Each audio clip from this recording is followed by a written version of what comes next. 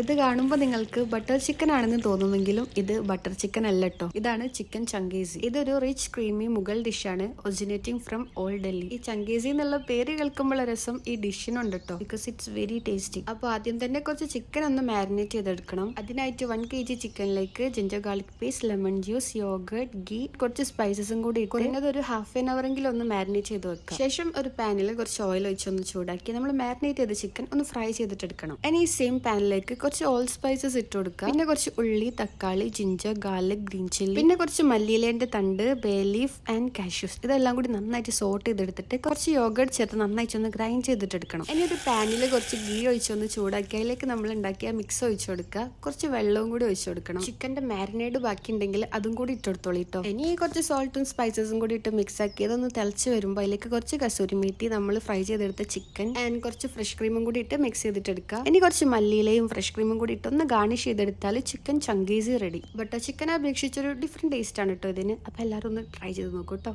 By.